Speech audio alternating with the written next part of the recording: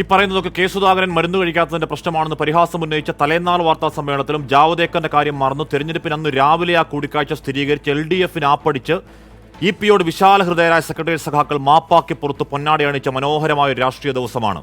ആ വാർത്താ സമ്മേളനത്തിൽ സാമൂഹ്യ ജീവിതത്തിലെ സാംസ്കാരിക മൂല്യങ്ങളെപ്പറ്റിയും രാഷ്ട്രീയാതീത സൗഹൃദങ്ങളെപ്പറ്റിയും പ്രത്യയശാസ്ത്ര പരിപ്രേക്ഷ്യത്തിൽ കേരളത്തിന് ക്ലാസ് എടുക്കുന്ന ഗോവിന്ദൻ മാഷിനും പാർട്ടി കേഡറിന് പോയിട്ട് 7ാം ക്ലാസ്സുകാരന് പോലും ദഹിക്കാത്ത ജയരാജൻ പറയുന്ന യുക്തിയാണ് വേദവാക്യം.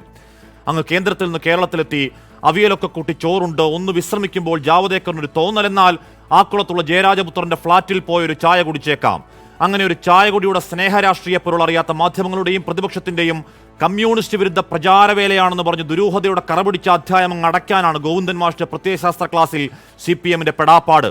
ആരോപണങ്ങൾ ഒറ്റവാക്കിൽ തീർത്തെങ്കിലും അധ്യായം അങ്ങനെ അടയില്ലെന്ന് പറയുകയാണ്. നമുക്കൊന്നും അറിയാത്ത അധികാരത്തിന്റെ കോംപ്രമൈസ് വഴികളിൽ രഹസ്യങ്ങളുടെ തമ്പുരാൻ പവർ ബ്രോക്കർ ഇന്നും ആവർത്തിക്കുന്നു. ആ കൂടിക്കാഴ്ച ലാവലിനടക്കം കേസുകൾ കുഴിച്ചു മൂടി ചെങ്കൊടിക്കരുത്തിൽ ഒരു സീറ്റ് കാവിത്തടവറുക്കാനുള്ള അധമ രാഷ്ട്രീയ നീക്കം.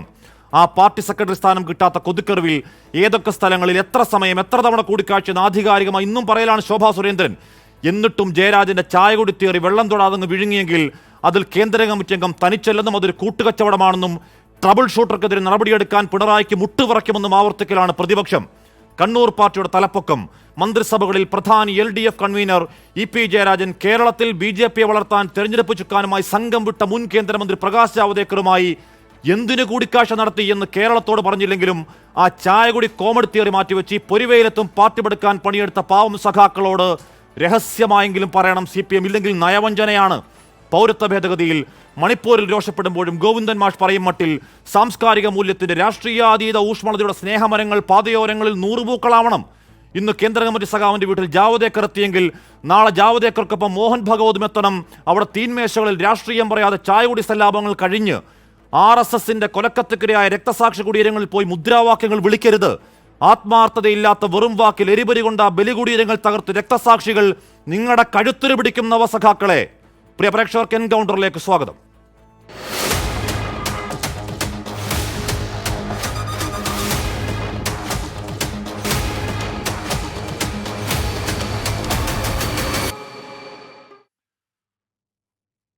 Jyothikumar Chamakkala, PA Praji, Sreejith Panicker, CNM BS എന്നിവർ ചർച്ചയിൽ. ആദ്യം ഞാൻ ജ്യോതികുമാർ ചാമക്കാല അങ്ങനെ പോയ വഴി ചായ കുടിക്കാൻ ജാവദേക്കർ പോയ വഴി ആക്കുളത്തേക്ക് പോയപ്പോൾ ആക്കുളത്തെ മന്ത്രിപുത്രന്റെ വീട്ടിലോട്ടൊന്ന് ജയരാജപുത്രന്റെ വീട്ടിലോട്ടൊന്ന് കയറി. അപ്പോൾ EP ജയരാജന് പരിപ്പുവട അത്ര ഇഷ്ടമല്ല, അതുകൊണ്ട് പരിപ്പുവട അല്ലാത്ത വേറെന്തെങ്കിലും ചായയുടെ കൂടെ കഴിച്ചു, നമസ്കാരം പറഞ്ഞ് പിരിഞ്ഞു.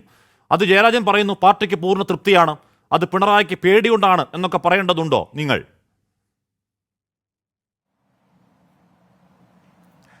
ഹാഷ്മി, ഇവിടെ എന്താണ് പ്രശ്നം? ഇവിടെ അടിസ്ഥാനപരമായ വിഷയം ഈ കോൺഗ്രസിനെയും കോൺഗ്രസിന്റെ നേതാക്കന്മാരെയും ഇന്നത്തെ കോൺഗ്രസ് നാളത്തെ BJP ആണ് എന്ന് പറഞ്ഞുകൊണ്ട് ഞങ്ങളെയൊക്കെ പൊതുസമൂഹത്തിൽ ആക്ഷേപിച്ചുകൊണ്ടിരുന്നവർ, അവർ അതിന് നേതൃത്വം നൽകിയ നേതാവ് തന്നെ, അതുപോലെ തന്നെ മുഖ്യമന്ത്രിയുടെ വലങ്കൈയായിട്ടുള്ളയാൾ, CPM-ന്റെ കേന്ദ്ര കമ്മിറ്റി അംഗം, LDF-ന്റെ കൺവീനർ, ഇടതുപക്ഷ ജനാധിപത്യ മുന്നണിയെ സംബന്ധിച്ച് 3ാം സ്ഥാനത്താണ്. 1ാം സ്ഥാനത്തുള്ളത് മുഖ്യമന്ത്രി അല്ലെങ്കിൽ പാർട്ടി സെക്രട്ടറി, 2ാം സ്ഥാനത്തുള്ളത് മുഖ്യമന്ത്രി അല്ലെങ്കിൽ പാർട്ടി സെക്രട്ടറി ആരെങ്കിലും ഒരാൾ, 3ാം സ്ഥാനത്തുള്ളത് LDF കൺവീനറാണ്. ആ LDF കൺവീനർ തന്നെ അദ്ദേഹം തന്നെ BJP-യിലേക്ക് ചേരുന്നതിന്റെ ഭാഗമായി നിരവധി തവണ ചർച്ച നടത്തിയിരുന്നു എന്ന് മറ്റു പല കാരണങ്ങളുടെയും പശ്ചാത്തലത്തിൽ പുറത്തു വരികയും അദ്ദേഹം അത് നിഷേധിക്കുകയും ചെയ്തു.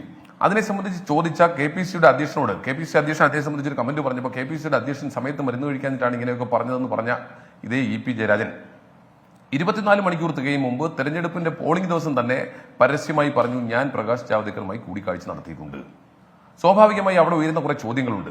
ആ ചോദ്യത്തിനൊന്നും മറുപടി പറയാൻ കഴിയുകയില്ല, ഒരിക്കലും അവർ പറയുകയുമില്ല എന്ന് ഞങ്ങൾ അന്നേ പറഞ്ഞിരുന്നു. കാരണം അത് വെറും ഒരു പ്രകാശ് ജാവദേക്കറും EP ജയരാജനും തമ്മിലുള്ള കൂടിക്കാഴ്ചയല്ല, അത് BJP-യുടെ കേന്ദ്ര നേതൃത്വവും CPM-ന്റെ സംസ്ഥാന നേതൃത്വവും തമ്മിലുള്ള കൂടിക്കാഴ്ചയുടെ പാലമായിരുന്നു ഇവർ രണ്ടുപേരും.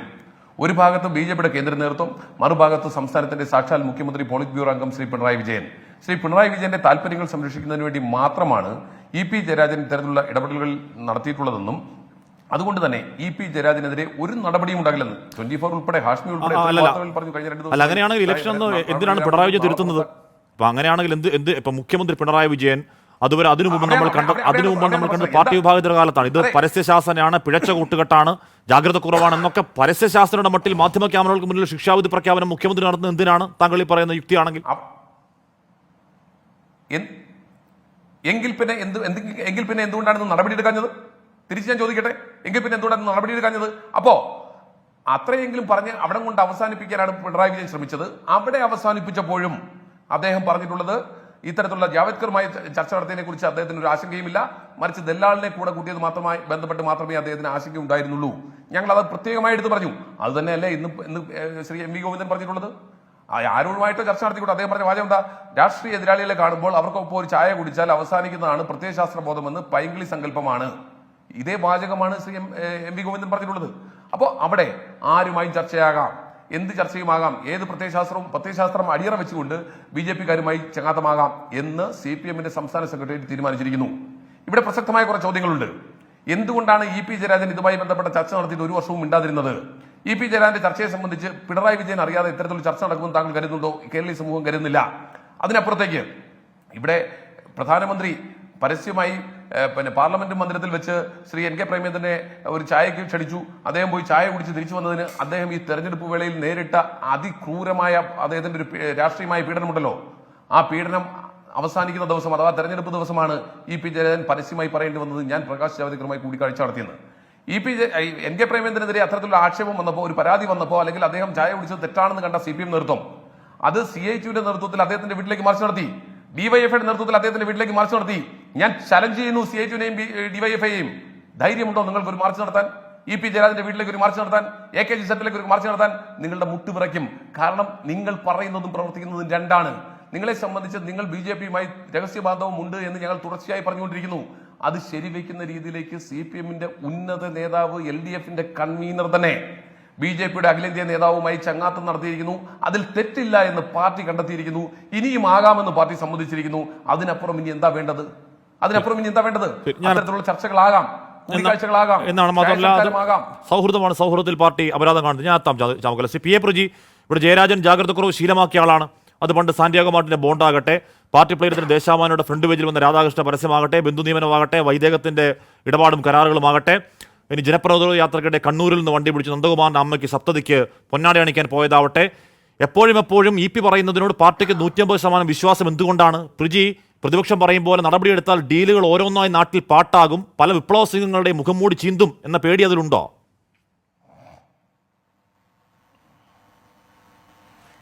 ഇതൊക്കെ ഒരു ഹാഷ്മിയുടെയും കൂടെ ഒരു ഭാവനയുടെ ഭാഗമല്ലേ ഈ യഥാർത്ഥത്തിൽ ഈ പറഞ്ഞത്? ഇത്രയും അതാണല്ലോ ഇതിന്റെ ഇൻട്രൊഡക്ഷനായി ഹാഷ്മി പറഞ്ഞതിലും CPIM-നെ ഒന്നാകെ കുറ്റപ്പെടുത്തിക്കൊണ്ട് രക്തസാക്ഷികളൊക്കെ എന്താ നാണിക്കേണ്ടി വരും എന്നൊക്കെയുള്ള അർത്ഥത്തിലുള്ള ഇൻട്രോ തന്നെ പറഞ്ഞുകൊണ്ടാണല്ലോ ഈ അങ്ങനെ രക്തസാക്ഷികൾ നാണിക്കേണ്ടി വരും എന്നല്ല ഞാൻ പറഞ്ഞത്. യഥാർത്ഥത്തിൽ ഇത്തരത്തിൽ രക്തസാക്ഷി നാണിക്കേണ്ടി വരും എന്നല്ല ഞാൻ പറഞ്ഞത്. ഇപ്പൊ BJP നേതാക്കളുമായോ RSS നേതാക്കളുമായോ സൗഹൃദത്തിൽ പ്രശ്നമില്ല എന്ന് പാർട്ടി സെക്രട്ടറി പറയുമ്പോൾ, അങ്ങനെ സൗഹൃദപ്പെടാത്ത, അങ്ങനെ അത്തരം സൗഹൃദങ്ങൾ കാത്തുസൂക്ഷിക്കുന്നവർ രക്തസാക്ഷി കുടീരങ്ങളിൽ പോയി മുദ്രാവാക്യം വിളിക്കരുത് എന്നാണ് ഞാൻ പറഞ്ഞത്. അല്ലാതെ അവര് നാണിക്കുന്നു പറഞ്ഞതല്ല, ഇത് നേതാക്കൾ നാണിക്കണമെന്ന് പറഞ്ഞാണ്. അന്നേരം എൻ്റെ വോയിസ് അപ്പോൾ കണക്റ്റായി വരുന്നതേ ഉണ്ടായിരുന്നുള്ളൂ. ഞാനത് അതിൻ്റെ ഒരു പാർട്ട് മാത്രമേ കേട്ടുള്ളൂ. അപ്പോൾ അത് സബ്ജക്ട് ടു കറക്ഷൻ. പക്ഷേ എനിവേ, CPIM-ന്റെ സംസ്ഥാന കമ്മിറ്റിയുടെ സെക്രട്ടറി സൗഹൃദത്തെക്കുറിച്ച് അത്തരത്തിൽ ഒരു സംസാരം നടത്തിയതായി പത്രസമ്മേളനത്തിൽ ഞാൻ കണ്ടില്ല. ഞാൻ ആ പത്രസമ്മേളനം മുഴുവൻ ടെക്സ്റ്റും കണ്ടതാണ്. അദ്ദേഹം പറഞ്ഞത് എന്താ? അദ്ദേഹം എയർപോർട്ടിൽ വെച്ച് ജാവേദ്കറിനെ ഒരു ദിവസം കണ്ടു. ഇത് നേരെ മറിച്ച് ജയരാജൻ വീട്ടിലിരിക്കുമ്പോൾ വീട്ടിൽ കയറി വന്നു കണ്ടു. അത്തരത്തിൽ കണ്ടാൽ അതിനകത്ത് ഉള്ള കുഴപ്പം എന്താണ്? ഇതാണ് ഞാൻ പറഞ്ഞത്. സംസ്ഥാന കമ്മിറ്റി അതിന് ഗോവിന്ദൻ മാഷ് പറയുന്ന സാധനം എന്താണ്? സാമൂഹ്യ ജീവിതത്തിലെ സാംസ്കാരിക മൂല്യം എന്നൊക്കെ പറയാണ്. സാമൂഹ്യ ജീവിതത്തിലെ സാംസ്കാരിക മൂല്യം കോൺഗ്രസ് നേതാക്കളുമായാവാം, BJP നേതാക്കളുമായാകാം, RSS നേതാക്കളുമായാകാം. രാഷ്ട്രീയം വേറെയാണ്, മണിപ്പൂരും പൗരത്വ രാഷ്ട്രീയം വേറെയാണ്. പക്ഷെ സൗഹൃദം വേറെയാണ്. അതിൽ ചായ കുടിക്കാം, പഴംപൊരി തിന്നാം, ഒരു കുഴപ്പമില്ലെന്നേ. അങ്ങനെ കുഴപ്പമില്ലെന്നുള്ള ഇപ്പൊ നാളെ വേറൊരു നേതാവ് മോഹൻ ഭഗവതിന് ചായ കുടിച്ചു, ഒരു കുഴപ്പമില്ല. ഈ യുക്തി പ്രകാരമാണെങ്കിൽ എന്തെങ്കിലും കുഴപ്പമുണ്ടോ അതിൽ? ഹാഷ്മി പറഞ്ഞു തീർന്നെങ്കിൽ ഞാൻ മറുപടി പറഞ്ഞു തുടങ്ങാം. കാരണം ഇന്ന് ഈ ഇടതുപക്ഷ സഹയാത്രികൻ എന്നുള്ള പേര് വിട്ട് എന്നെ ഇവിടെ ഇരുത്തിയിട്ട് ഹാഷ്മി ഉൾപ്പെടെയുള്ള 4 പേർ ആണ് ഈ ചർച്ചയിൽ CPM-നെ സംഹരിക്കാനായിട്ട് ഈ ചർച്ചയ്ക്കകത്തിരിക്കുന്നത്. ഇൻട്രോ ഉൾപ്പെടെയുള്ള സംഹാരം. അപ്പോൾ ഹാഷ്മി CPM-ന്റെ സംസ്ഥാന കമ്മിറ്റിയുടെ സെക്രട്ടറി വളരെ കൃത്യമായി പറഞ്ഞ വാക്കുകളിൽ പുതിയ അർത്ഥതലങ്ങൾ സമ്മാനിച്ചുകൊണ്ട് പുതിയ വ്യാഖ്യാനങ്ങൾ രചിച്ചുകൊണ്ട് ആ തരത്തിലേക്കുള്ള വ്യാഖ്യാനങ്ങളിലേക്ക് പോകണ്ട. ഇപ്പോ സംഭവിച്ചത് എന്താണ്? ജാവദ്കർ അപ്രതീക്ഷിതമായി ഇ പി ജയരാജന്റെ വീട്ടിലേക്ക് ചെന്നു. കൂടെ ദല്ലാൾ എന്ന് വിളിക്കുന്ന കുപ്രസിദ്ധനായ ഒരാളും ഉണ്ടായിരുന്നു. അതേ സംബന്ധിച്ച് CPM-ന്റെ സംസ്ഥാന സെക്രട്ടേറിയറ്റ് വിലയിരുത്തിയപ്പോൾ അവർ അത് ചർച്ച ചെയ്ത് തീരുമാനമെടുത്തത് അപ്രതീക്ഷിതമായി അങ്ങനെ ആ വീട്ടിലേക്ക് കടന്നു ചെന്ന ഒരാളിനെ, ഈ ചായ കുടിച്ചു, പഴംപൊരി തിന്നു, ഉഴുന്നുവട കഴിച്ചു, ഉഴുന്നുവട ഉണ്ടാക്കി, പരിപ്പുവട ഉണ്ടാക്കി എന്നൊക്കെ പറയുന്നതൊക്കെ ഹാഷ്മിയുടെ കാലിച്ചായ അങ്ങനെ പറയൂ. അതൊക്കെ എന്റെ ഭാവന. ഒരു കാലിച്ചായ കുടിച്ച് പിരിഞ്ഞിറങ്ങി. അതായത് താങ്കൾ വിശ്വസിക്കുന്നത് ആക്കുളത്തെ വഴിയിൽ കൂടി ജാവദേക്കർ ഇങ്ങനെ പോകുമ്പോ ആരോ പറഞ്ഞു ഹാഷ്മിയുടെ ഭാവനയാണ്. എന്നാ ജ്യൂസ് എന്തോ ആയിക്കോട്ടെ, എന്നാ എന്തെങ്കിലും ജ്യൂസ് പോട്ടെ, ചായ കുടിപ്പിക്കാൻ എന്താ ഇത്ര വലിയ നിർബന്ധം? താങ്കൾ പഴംപൊരി തിരിക്കണ്ട, പോട്ടെ. അപ്പൊ താങ്കൾ വിശ്വസിക്കുന്നത് ആക്കുളത്തെ വഴിയിലൂടെ ജാവദേക്കർ ഇങ്ങനെ പോകുന്നു. അപ്പൊ കൂടെയുള്ള നന്ദകുമാർ പറയുന്നു അതാണ് ജയരാജന്റെ വീട്, നമുക്കൊന്ന് കയറിയാലോ എന്ന് ചോദിക്കും. ജാവദേക്കർ അപ്പോൾ ഉറപ്പായും കയറണമെന്ന് പറയുന്നു. അങ്ങോട്ടേക്ക് പോകുന്നു, ഡോറിൽ ബെല്ലടിക്കുന്നു. തുറന്നു നോക്കിയപ്പോൾ ജാവദേക്കർ എന്നാ ഒന്ന് ഇരിക്കൂ, ചായ കുടിക്കൂ എന്ന് പറഞ്ഞ് ചായ കുടിച്ച് പിരിഞ്ഞിറങ്ങി എന്നാണ് പ്രജിയും വിശ്വസിക്കുന്നത്. നിഷ്കളങ്കമായി അല്ലേ? അല്ല, ഈ ഹാഷ്മിക്ക് എവിടുന്ന് കിട്ടി ചായ കുടിച്ചു പിരിഞ്ഞിറങ്ങി? ഇതൊന്നും ജയരാജന്റെ വാക്കുകളിലോ അല്ലെങ്കിൽ ഈ പറയുന്ന ദല്ലാളിന്റെ വാക്കുകളിലോ ഒന്നുമില്ല. ചായ കുടിക്കാൻ പോലും എന്തിനാണെന്ന് മുൻ കേന്ദ്രമന്ത്രി അങ്ങോട്ടേക്ക് പോകുന്നത്? ഒന്ന് വിപുലപ്പെടുത്തി ആദ്യം പറഞ്ഞു പഴംപൊരി ഉണ്ടെന്ന്, പിന്നെ പറഞ്ഞു ചായ ഉണ്ട്. അല്ല, ഞാനൊന്ന് പറയാനുള്ളത് എന്താണ് ഹാഷ്മിക്ക് ഇത്ര അസഹിഷ്ണുത ഈ വിഷയത്തിൽ? ഇ പി ജയരാജനോട് വ്യക്തിപരമായ വല്ല വിരോധമുണ്ടോ? അദ്ദേഹത്തിനെ അങ്ങ് സംഹരിച്ചു കളയണം എന്നുള്ള ലക്ഷ്യത്തോടു കൂടിയാണോ ഈ ചർച്ച? നമ്മളൊരു രാഷ്ട്രീയ വിഷയം ചർച്ച ചെയ്യുമ്പോൾ ഇത്രയേറെ അസഹിഷ്ണുവാകുന്ന രാഷ്ട്രീയ വിഷയം വിളിക്കല്ലേ? ജാവദേക്കർ ഇ പി തമ്മിലുള്ള ചായ കൂടി പ്രശ്നം എന്ന് പറ. എന്റെ ഒരു പോയിന്റും പറയാൻ അങ്ങ് അനുവദിക്കുന്നില്ലല്ലോ. അങ്ങ് ഇല്ലാത്ത പച്ച നുണകൾ ഇ പി എ സംബന്ധിച്ച് പച്ച നുണകൾ പറയുന്നതിന് വേണ്ടി മാത്രമുള്ള ഒരു അവസരമായി ഈ ചർച്ചയെ മാറ്റിയെടുക്കാനുള്ള ശ്രമമാണ് യഥാർത്ഥത്തിൽ അങ്ങ് തുടക്കം മുതൽ നടത്തിക്കൊണ്ടിരിക്കുന്നത്. ഒരു നുണ പറയാമോ? ഇ പിയുടെ വീട്ടിൽ ചെന്ന BJP-കാരന് ചായ ഇ പി കൊടുത്തു എന്ന് ഇ പി എവിടെങ്കിലും പറഞ്ഞോ? പച്ചവെള്ളം കൊടുത്തില്ല. എന്താണ്? അവർ വന്നു രാഷ്ട്രീയം സംസാരിക്കാൻ. അല്ല, ഇങ്ങനെയാണെങ്കിൽ നമുക്ക് ഈ ചർച്ച മുമ്പോട്ട് കൊണ്ടുപോകാൻ പറ്റില്ല. താങ്കൾ പറഞ്ഞു പൂർത്തിയാക്കും. ഈ ചർച്ച മുമ്പോട്ട് കൊണ്ടുപോകണമെങ്കിൽ എന്റെ പോയിന്റ് പറയാൻ ഹാഷ്മി അനുവദിക്കണം. അതല്ലാതെ ഹാഷ്മിയുടെ പച്ച നുണകൾ CPM-നെ സംബന്ധിച്ച് ഇ പിയെ സംബന്ധിച്ച് ഹാഷ്മി പ്രചരിപ്പിക്കാൻ ഉദ്ദേശിക്കുന്ന പച്ച നുണകൾ, ആ പച്ച നുണ എന്താണ് എന്ന് പറയണമെങ്കിലും പ്രജി പറയണം. താങ്കൾ വെറുതെ ഇരുന്ന് പച്ച നുണ എന്ന് പറയാതെ ആ പച്ച നുണ എന്താണെന്ന് ഒന്നെങ്കിലും പ്രജി പറയണം. ചായ കുടിക്കാൻ കൊടുത്തതാണ് നുണ. ഈ ചർച്ചയുടെ തുടക്കത്തിൽ തന്നെ ചായ കുടിക്കാൻ കൊടുത്തെന്ന് പറഞ്ഞാണ് നുണ. എന്താണ് നുണ? എന്താണ്? തുടക്കത്തിൽ തന്നെ അങ്ങ് റേഡിയോ പോലെ ഇരുന്നത് പറഞ്ഞോളൂ. അല്ല, അങ്ങ് റേഡിയോ പോലെ ഇതിരുന്ന് പറഞ്ഞോളൂ. അങ്ങ് ഒരു ചോദ്യം ചോദിച്ചു ആദ്യം, അതിന്റെ ഉത്തരം ഞാൻ പറയാൻ ശ്രമിക്കുന്നു. ഒരു 1/4 മിനിറ്റ് പോലും അത് കേൾക്കാനുള്ള ക്ഷമ അങ്ങ് കാണിക്കുന്നില്ല. അങ്ങ് പറഞ്ഞതിനകത്തുള്ള ഫാക്ച്വൽ ആയിട്ടുള്ള എററുകൾ ചൂണ്ടിക്കാണിക്കാൻ താങ്കൾ ഈ ആനക്കാര്യം പോലെ പറഞ്ഞ ഫാക്ച്വൽ എറർ എന്താണ്? ഞാൻ ചായ കുടിക്കാൻ കൊടുത്തു പറഞ്ഞാണ് അല്ലേ? ഈ ചാനലിൽ ചർച്ചയ്ക്ക് താങ്കൾ പറയുന്ന വാദത്തിന്റെ ബാലിശത അങ്ങ് മനസ്സിലാക്കാം. ഒരു അഭിഭാഷകനല്ലേ? ആര് പറഞ്ഞു? പ്രിജി പറയുന്നത് ഞാൻ ഈ പറഞ്ഞ ഫാക്ച്വൽ എററിന്റെ ആനക്കാര്യം എന്താണ്? ചായ കുടിക്കാൻ കൊടുത്തു ഞാൻ പറഞ്ഞാണ്, അതല്ലേ? പ്രവർത്തകനല്ലേ? അതാ പറയുന്നത്. അങ്ങനെ അഭിഭാഷകനല്ലേ? ഈ പറഞ്ഞ ഫാക്ച്വൽ എററിന് ചായ കയറി പിടിക്കല്ലേ? അങ്ങ് ചായ കയറി പിടിക്കല്ലേ? നാണക്കേടല്ലേ? താങ്കൾ പോയിന്റിലേക്ക് വാ. താങ്കൾ പറഞ്ഞ ഫാക്ച്വൽ എറർ എന്താണ്? ചായ കുടിക്കാൻ കൊടുത്തു ഞാൻ പറഞ്ഞാണ്, അതല്ലേ? അതല്ലാതെ ജാവദേക്കറിന്റെ വീട്ടിൽ പോയി എന്നുള്ളത് ഫാക്ച്വൽ എറർ അല്ല. ശോഭാ സുരേന്ദ്രൻ പോയി എന്നുള്ളത് ഫാക്ച്വൽ എറർ അല്ല. നന്ദകുമാർ പറയുന്ന ഫാക്ച്വൽ എറർ അല്ല. ചായ കുടിക്കാൻ കൊടുത്തു, അതാണ് ഫാക്ച്വൽ എറർ. 8 പറയുന്നു 8 മണിക്ക് വന്നിരുന്നത് 8 മണിക്ക് നട്ടാൽ കുരിക്കാത്ത നുണ പറയുമ്പോ ഞാൻ അഭിഭാഷകനായതുകൊണ്ട് അതങ്ങ് സമ്മതിച്ചു തരണോ? എന്തൊരു ന്യായമാണ് സാർ? ഒരു നുണ പറ. എവിടെയാണ് ഈ നുണ പറ? ഞാൻ പറഞ്ഞു ഒരു നുണ പറയാമോ? കൊടുത്തത് സംഘപരിവാറുകാരന് കൊടുത്തത് അങ്ങ് ഏത് വിഷ്വലിന്റെ അടിസ്ഥാനത്തിലാണെന്ന് പറയുന്നത്? ഏതെങ്കിലും ഇ പിയുടെ ഏതെങ്കിലും ഒരു ക്ലിപ്പിംഗ്സ്, ഏതെങ്കിലും ഒരു വൈറ്റ് കാണിച്ചു തരാമോ? അവർക്ക് ചായ കൊടുത്തു എന്റെ പൊന്നു പ്രജി, ഇങ്ങനെ ബാലിശവാദം ഉന്നയിക്കല്ലേ? താങ്കൾ രാഷ്ട്രീയത്തിലേക്ക് വാ പ്ലീസ്. താങ്കൾക്ക് പറയാൻ പോയിന്റ് ഇല്ലെങ്കിൽ ഒരു ചായ പിടിച്ചിങ്ങനെ ബാലിശവാദം ഉന്നയിക്കല്ലേ? എന്തിനാണ് രാഷ്ട്രീയത്തിലേക്ക് ഒരു ചായയിൽ പിടിച്ചിങ്ങനെ ബാലിശവാദം ഉന്നയിക്കല്ലേ? ചായ കുടിച്ചോ ഇല്ലയോ എന്നുള്ളതല്ല പ്രശ്നം. ജാവദേക്കർ ഇപിയുടെ വീട്ടിൽ എന്തിനു പോയി എന്നാണ് പ്രശ്നം. പ്രജി, അത് ചായ കുടിക്കാൻ പോയാണെങ്കിലും ജ്യൂസ് കുടിക്കാൻ പോയാണെങ്കിലും പഴംപൊരി തിന്നാൻ പോയാണെങ്കിലും ജാവദേക്കർ ഇപിയുടെ വീട്ടിലേക്ക് എന്തിനു പോയി എന്നാണ് ചോദ്യം. അങ്ങ് ചായ പിടിച്ചോണ്ടിരിക്കുകയാണ്. ആയിക്കോട്ടെ, ഞാൻ രാഷ്ട്രീയം പറയാൻ ഹാഷ്മിയെ അനുവദിക്കുന്നേ. ഹാഷ്മി ഒരു മിനിറ്റ് ഒന്ന് അടങ്ങിയിരിക്കുന്നേ. താങ്കൾ പറ. ഞാൻ രാഷ്ട്രീയം പറയട്ടെ. ചായ ഗ്ലാസ് താഴെ വെച്ചിട്ട് താങ്കൾ എന്നിട്ട് വാ. പറയാൻ ഒരു മിനിറ്റ് ഹാഷ്മി ഒന്ന് അടങ്ങിയാലല്ലേ. സാറേ, ചായ ഗ്ലാസ് താഴെ വെക്ക്. താങ്കൾ രാഷ്ട്രീയത്തിലേക്ക് വാ. അങ്ങ് പറഞ്ഞോളൂ, ഞാനിവിടെ ഇരുന്ന് കേൾക്കാം. റേഡിയോ പോലെ അങ്ങ് പറഞ്ഞോളൂ. സാർ, അങ്ങ് ചായ ഗ്ലാസ് താഴെ വെക്ക്. എന്നിട്ട് വിഷയത്തിലേക്ക് വാ. അങ്ങ് പഠിപ്പിക്കുന്ന 2ാം ക്ലാസ്സിലെ കുട്ടിയല്ലേ ഞാൻ. സാർ, അങ്ങ് ചായ ഗ്ലാസ് താഴെ വെച്ചിട്ട് വിഷയത്തിലേക്ക് വരൂ ദയവേത് പ്രജി. അധ്യാപകന് കുട്ടിയല്ലേ ഞാൻ. അങ്ങ് ചായ ഗ്ലാസ് താഴ്ത്തി വെച്ച് അങ്ങേക്ക് പറയാൻ പോയിന്റ് ഉണ്ടെങ്കിൽ വിഷയത്തിലേക്ക് വരൂ പ്രജി. നിങ്ങളൊന്നും മിണ്ടാതിരിക്കും. ആദ്യം പറയൂ. പോയിന്റ് ഉണ്ടെങ്കിൽ നിങ്ങളൊന്നും മിണ്ടാതിരിക്കുന്നേ. എന്നാലല്ലേ എനിക്ക് എന്റെ പോയിന്റ് പറയാൻ പറ്റൂ. പറ. നിങ്ങളൊന്നും സമാധാനപ്പെട്ടിരിക്കുന്നേ. നിങ്ങൾ പറഞ്ഞത് CPIM-ന്റെ സംസ്ഥാന കമ്മിറ്റിയുടെ സെക്രട്ടേറിയറ്റ് നിങ്ങൾ തീരുമാനിക്കുന്ന വിധത്തിൽ ഇപിക്ക് നടപടിയെടുക്കണം. CPM-ന്റെ സംസ്ഥാന കമ്മിറ്റിയുടെ സെക്രട്ടേറിയറ്റ് തീരുമാനിച്ചിട്ടുള്ളത് എന്താ? അങ്ങനെ അപ്രതീക്ഷിതമായി BJP-യുടേതെന്നല്ല, ഏത് രാഷ്ട്രീയ പാർട്ടിയുടെ ഒരാളിനെ കണ്ട് സംസാരിച്ചാലും അതിൽ തെറ്റില്ല. കണ്ട് സംസാരിച്ചാൽ, അപ്രതീക്ഷിതമായി അദ്ദേഹത്തിനോട് സംസാരിച്ചാൽ അതിൽ തെറ്റില്ല. ഇത് പറയുമ്പോൾ തന്നെ ഇതിന് ഒരു മറുവശമില്ലേ?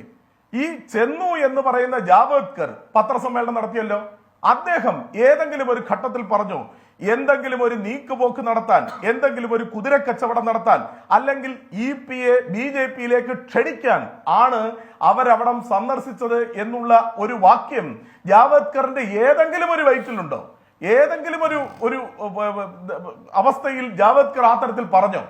ഈ തരത്തിലൊന്നുമില്ലാതെ ഇങ്ങനെ സൃഷ്ടിച്ചെടുത്ത പച്ച നുണകളുടെ അടിസ്ഥാനത്തിൽ LDF-ന്റെ കൺവീനറെയും അതോടൊപ്പം തന്നെ CPM-നെയും അപമാനിക്കുകയും പച്ച നുണകളുടെ കൂടാരം തീർത്തുകൊണ്ട് സംശയത്തിന്റെ മുൾമുനയിലേക്ക് ഈ പാർട്ടിയെ തള്ളിവിടുകയും ചെയ്യുക എന്ന് പറയുന്ന മാധ്യമ അജണ്ടയുടെ ഉൽപ്പന്നമാണ് തീർച്ചയായിട്ടും ഈ വാർത്ത എന്ന് ഞാൻ പറയും.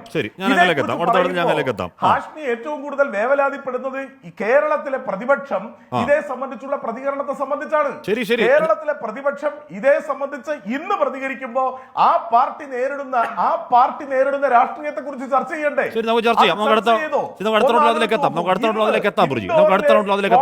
സ്ഥാനാർത്ഥി കാലങ്ങളായി പറഞ്ഞുകൊണ്ടിരിക്കുന്നതാണല്ലോ കോൺഗ്രസിന്റെ ബി ടീമാണ് BJP. നമുക്ക് അതിലേക്ക് എത്താം. CPM ആണല്ലോ സർ, ഫാസിസ്റ്റ് വിരുദ്ധതയ്ക്കെതിരെ പ്രതിരോധിക്കാൻ പറ്റിയ പാർട്ടി CPM മാത്രമാണല്ലോ. ശരി, അങ്ങനെയൊക്കെ എത്താം പ്രജി. ശരി, ഞാൻ അങ്ങനെയൊക്കെ എത്താം പ്രജി. ഇപ്പോൾ താങ്കൾ പറയുന്നത് ജാവദേക്കർ ഏതെങ്കിലും വാർത്താ സമ്മേളനം നടത്തി. ജാവദേക്കർ ഒരു വാർത്താ സമ്മേളനം എവിടെ നടത്തിയിട്ടില്ല, ഒന്നാമത്തെ കാര്യം. രണ്ടാമത്തെ കാര്യം, ഏറ്റവും കൂടുതൽ ജാവദേക്കർ പറയുന്നത് ഒരു മാധ്യമങ്ങളും ഒന്നും പറഞ്ഞിട്ടില്ല ജാവദേക്കർ എന്നുള്ളതാണ്. ജാവദേക്കർ പോയി അദ്ദേഹം ഇപിയുടെ വീട്ടിൽ പോയത് സ്ഥിരീകരിച്ചതല്ലാതെ എന്ത് ചർച്ച നടത്തിയെന്ന് അദ്ദേഹം ഇതുവരെ പറഞ്ഞിട്ടില്ല. അദ്ദേഹം പറയട്ടെ, എന്നാൽ മാത്രമേ വ്യക്തത വരുള്ളൂ. ഞാൻ അങ്ങനെയൊക്കെ എത്താം. ഒരു വാർത്താ സമ്മേളനം നടത്തിയിട്ടില്ല ജാവദേക്കർ. ഒരു വാർത്താ സമ്മേളനം നടത്തിയിട്ടില്ല. ഇപിയുടെ വീട്ടിൽ പോയാലും പറഞ്ഞിട്ടുണ്ട് ജാവദേക്കർ. അത് പറഞ്ഞു ജാവദേക്കർ വീട്ടിൽ, അല്ലാതെ ഒരു വാർത്താ സമ്മേളനം നടത്തിയിട്ടില്ല. താങ്കൾ ആവേശപൂർവ്വം വാർത്താ സമ്മേളനത്തിൽ പറഞ്ഞോ? വാർത്താ സമ്മേളനം നടത്തിയിട്ടൊന്നുമില്ല. ശരി, ശ്രീത് പണിക്കർ. ശരി, ശരി, ഇല്ല സാർ, ഇല്ല സാർ, വെറുതെ പറയല്ലേ, അറിയാത്തവരെ പറയില്ല. ജാവദേക്കർ മാത്രമേ കണ്ടിട്ടില്ല, വെറുതെ പറയല്ലേ. ഒരു കുതിരക്കച്ചവടത്തിന്റെ കാര്യവും ഡീറ്റെയിൽ ജാവദേക്കർ പറഞ്ഞിട്ടില്ല. ഒരൊറ്റ ഫോൺ സംഭാഷണത്തിൽ ഇപിയുടെ വീട്ടിൽ പോയാൽ സ്ഥിരീകരിച്ചു, അത്രേ ഉണ്ടായിട്ടുള്ളൂ. നമ്മൾ അറിയാത്ത കാര്യം പറയല്ലേ സാർ. ജാവദേക്കർ പറയാൻ തയ്യാറാവണ്ടേ? അവര് തമ്മിലുള്ള സംസാരം ജാവദേക്കറുടെ വായിൽ കോലട്ടൂത്തി പറയിക്കാൻ പറ്റുമോ? ജാവദേക്കർ പറയണ്ടേ സാർ? ജാവദേക്കർ പറയണ്ടേ? ശരി, ജാവദേക്കർ പറയണ്ടേ സാർ? അവിടെ നടന്ന രഹസ്യ ചർച്ചയുടെ വിവരങ്ങൾ ജാവദേക്കർ പുറത്തു പറയണ്ടേ? ഞാൻ അങ്ങനെയൊക്കെ എത്താം പ്രജി.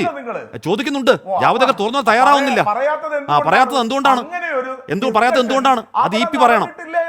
ശരി, അത് ഇപി പറയണം. ഓക്കെ, ഞാൻ എത്താം. ഞാൻ എത്താം. ശരി, ഞാൻ എത്താം ശ്രീത്ത്. ശരി, ഞാൻ എത്താം ശ്രീത്ത്.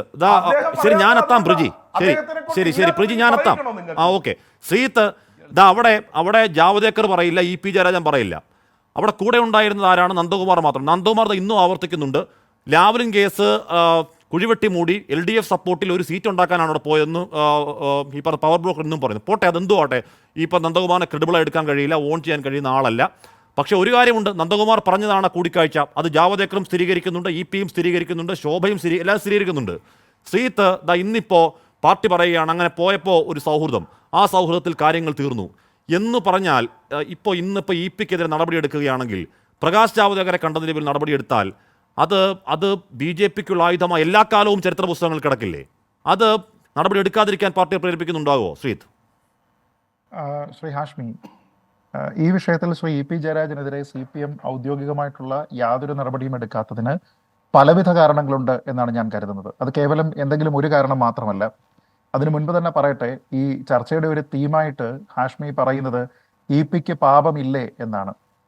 പക്ഷേ ഈ ചർച്ച ഇതിനോടകം ശ്രദ്ധിച്ച ഏതൊരാളും ഒരുപക്ഷെ ചിന്തിച്ചു പോകുന്നത് EP കുടിച്ചത് ചായയാണോ മറ്റെന്തെങ്കിലുമാണോ എന്നൊരു നിലയ്ക്കാണ്. അപ്പൊ അങ്ങനെ ലഘുവായിട്ട് വളരെ ട്രിവിയലായിട്ടുള്ള വിഷയങ്ങളെ ഇതിലേക്ക് കൊണ്ടുവന്ന് അദ്ദേഹം ചായ കുടിച്ചില്ല, തെളിവ് കൊണ്ടുവരൂ എന്നൊന്നും പറയരുത് എന്ന് സഹ പാനലിസ്റ്റിനോട് ഞാൻ ആദ്യം തന്നെ ഒന്ന് അഭ്യർത്ഥിക്കുന്നു. ഇവിടെ ഒരു കാര്യം വളരെ വ്യക്തമാണ്. നടപടി എടുക്കുന്നു എന്ന് നമ്മൾ കരുതുക. നടപടി എടുത്തു കഴിഞ്ഞാൽ ഉണ്ടാകുന്ന ചില പ്രശ്നങ്ങളുണ്ട്. മുഖ്യമന്ത്രി ശ്രീ പിണറായി വിജയൻ തന്നെ ആദ്യം ഒരു പ്രതികരണം നടത്തുമ്പോൾ അദ്ദേഹം പറയുന്നത് ഇതിൽ നന്ദകുമാർ എന്ന് പറയുന്ന ആളിനോടൊപ്പം പോയി എന്നുള്ളത് കൊണ്ടാണ്. അല്ലാതെ ഈ പി ജാവദേക്കറെ കണ്ടു എന്നുള്ളതല്ല അദ്ദേഹത്തിന്റെ പ്രധാനപ്പെട്ട പ്രശ്നം. അപ്പോ നന്ദകുമാറിനെ കാണുക, നന്ദകുമാറുമായി ചങ്ങാത്തം സ്ഥാപിക്കുക എന്നുള്ളത് കൊണ്ട് ശിവൻ പാപിയായി മാറുമെങ്കിൽ മുൻപും ശ്രീ ഇ പി ജയരാജൻ നന്ദകുമാറിനെ കണ്ടിട്ടുണ്ട്. അദ്ദേഹത്തിന്റെ അമ്മയെ ആദരിക്കുന്ന ഒരു ചടങ്ങുണ്ടായിട്ടുണ്ട്. ആ സമയത്ത് ശിവൻ പാപിയായതായിട്ട് പിണറായി വിജയൻ പറഞ്ഞത് നമ്മൾ ആരും കേട്ടിട്ടില്ല. എന്ന് വെച്ചാൽ ആ ഒരു ചങ്ങാത്തം കൊണ്ടാണോ ശിവൻ പാപിയായത്, അതോ നന്ദകുമാറിനൊപ്പം അവിടെ ജാവദേക്കറും കൂടി വന്നതുകൊണ്ടാണോ ശിവൻ പാപിയായത് എന്നുള്ളത് മുഖ്യമന്ത്രി തന്നെയാണ് ആദ്യം പറയേണ്ടത്. ഒന്നാമത്തെ കാര്യം. രണ്ട്, ഈ ചായകുടി എന്ന് പറയുന്നത് ജാവദേക്കറുടെ കണ്ടു ചായ കുടിച്ചു എന്നുള്ളത് ഒരു പ്രശ്നമല്ല എങ്കിൽ മറ്റുള്ള നേതാക്കന്മാർ CPM നിന്ന് ഇതിനോടകം തന്നെ ശ്രീ രാജേന്ദ്രന്റെ പേര് കേൾക്കുന്നുണ്ട്. ഇനി മറ്റേതെങ്കിലും പ്രധാനപ്പെട്ട നേതാക്കന്മാർ ഇങ്ങനെ ജാവദേക്കറോടൊപ്പം അല്ലെങ്കിൽ മറ്റേതെങ്കിലും ഒരു ദേശീയ നേതാവിനോടൊപ്പം സംസ്ഥാന നേതാവിനോടൊപ്പം ചായ് ചർച്ച നടത്തുന്നതിൽ CPMന് യാതൊരു വിധത്തിലുള്ള വൈമനസ്യവും ഇല്ല എന്ന് വേണം നമ്മൾ മനസ്സിലാക്കാൻ. എന്ന് വെച്ചാൽ ശ്രീ ഇ പി ജയരാജനെതിരെ നടപടിയെടുത്താൽ ഇനി ഇങ്ങനെ ചായ കുടിക്കാൻ പോയിരിക്കുന്ന നിരവധി ആൾക്കാരുടെ പേരിൽ നടപടി എടുക്കേണ്ടി വരുന്ന ഒരു സാഹചര്യം ഉണ്ടാകും എന്നുള്ളത് കൂടി വ്യക്തമാണ്.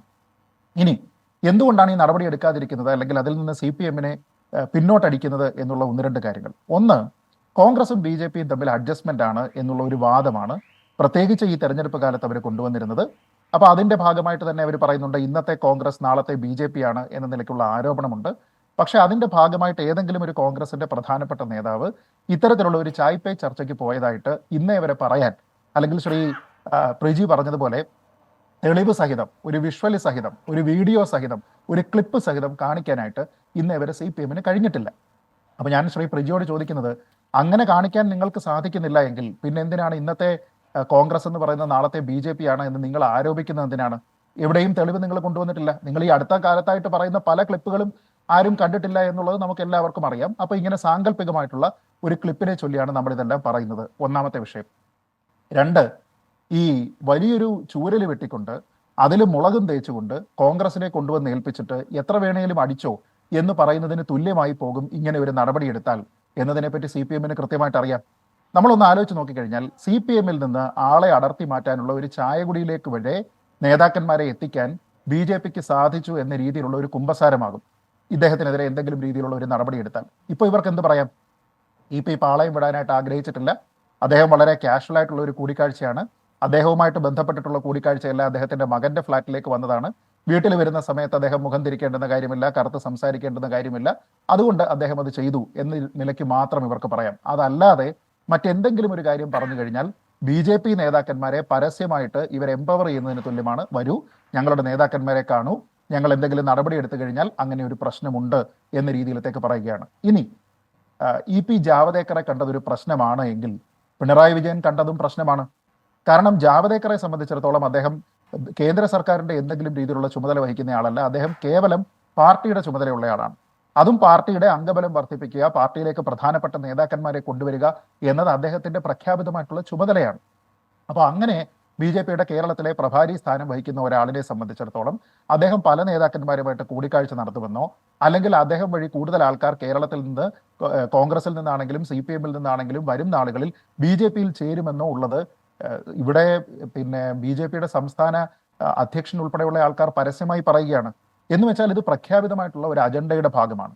അപ്പൊ അങ്ങനെ ഒരു അജണ്ടയുടെ ഭാഗമായിട്ട് വരുന്ന കേന്ദ്ര സർക്കാരിന്റെ ഭാഗമല്ലാത്ത പാർട്ടിയുടെ ഭാഗം മാത്രമായിട്ടുള്ള ജാവദേക്കറെ സംബന്ധിച്ചിടത്തോളം EP ജയരാജൻ എന്ന കേരള മുഖ്യമന്ത്രിയെ കൂടിക്കാഴ്ച നടത്തേണ്ടുന്ന ഒരാവശ്യവും അദ്ദേഹത്തിനില്ല.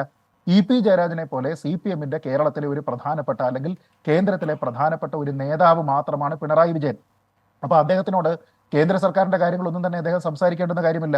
ഈ നടന്നിരിക്കുന്ന മീറ്റിംഗ് അദ്ദേഹം പറയുന്ന ജാവദേക്കറെ കണ്ടു, ഞാനും പലതവണ കണ്ടിട്ടുണ്ട്, അവസാനം കണ്ടിരുന്ന സമയത്ത് നിങ്ങൾ പരമാവധി ശ്രമിക്കുന്നുണ്ടല്ലേ, നമുക്ക് കാണാം എന്നൊക്കെ അദ്ദേഹം ഏത് സാഹചര്യത്തിൽ എവിടെ വെച്ചിട്ടാണ് പറഞ്ഞത് എന്നതിനെ പറ്റി നമുക്കറിയില്ല. സാധാരണഗതിക്ക് അദ്ദേഹം എവിടെയെങ്കിലും പോകുന്ന സമയത്ത് അദ്ദേഹത്തിനോടൊപ്പം തന്നെ പാർട്ടിയുടേതാണെങ്കിലും സുരക്ഷയുടെ ഭാഗമായിട്ടാണെങ്കിലും വലിയൊരു പരിവാരം ഉണ്ടാകും. അദ്ദേഹം ഇങ്ങനെ ആരെയെങ്കിലും പരസ്യമായിട്ട് അദ്ദേഹം തന്നെ പറയുന്നത് പോലെ ഒരു പൊതു സ്ഥലത്ത് വെച്ച് കണ്ടിട്ടുണ്ടെങ്കിൽ അത് മാധ്യമങ്ങൾ ഇതിനോടകം തന്നെ വാർത്തയാക്കേണ്ടതാണ്. നമുക്കാർക്കും അറിയില്ല. അദ്ദേഹം പറയുന്നത് പോലെ പല പ്രാവശ്യം കണ്ടു എന്നത് നമുക്കറിയില്ല. ഇനി EP-ക്കാകാമെങ്കിൽ എനിക്ക് എന്തുകൊണ്ടായിക്കൂടാ എന്ന രീതിയിലുള്ള ഒരു ചിന്ത മൂലം കൂടുതൽ പേർ ഇനി ചായ കുടിക്കാനായിട്ട് ആക്കുളത്തെ ഫ്ലാറ്റ് പോലെ മറ്റുള്ള പല ഫ്ലാറ്റുകളിലേക്കും പോയാലോ? അങ്ങനെ ഒരു സാധ്യത കൂടിയുണ്ട്. അത് പാർട്ടി അറിയിക്കേണ്ടെന്നുകൂടി പറയാണ്. എന്ന് പറഞ്ഞാൽ അത്തരമൊരു രാഷ്ട്രീയ ചർച്ച ഇല്ലെങ്കിൽ പാർട്ടി അറിയിക്കേണ്ട. ഇപ്പൊ രാഷ്ട്രീയ ചർച്ച നടന്നു എന്നുള്ള റൂമിലുള്ളവർക്കല്ല. ഞാൻ എത്താം ശ്രീത്തെ, ഒരു സെക്കൻഡ് ഹാഷ്മി. ഞാൻ അതുകൊണ്ട് ഈ പല പല കാരണങ്ങൾ ഉള്ളത് കൊണ്ട് ശ്രീ EP ജയരാജനെതിരെ നടപടി എടുക്കാതിരിക്കുന്നത് എന്തുകൊണ്ടാണ് എന്ന് ചോദിച്ചാൽ ഇതൊരു മണ്ണൊലിപ്പ് തടയൽ നടപടി എന്ന നിലയ്ക്ക് മാത്രമാണ് ഞാൻ കാണുന്നത്.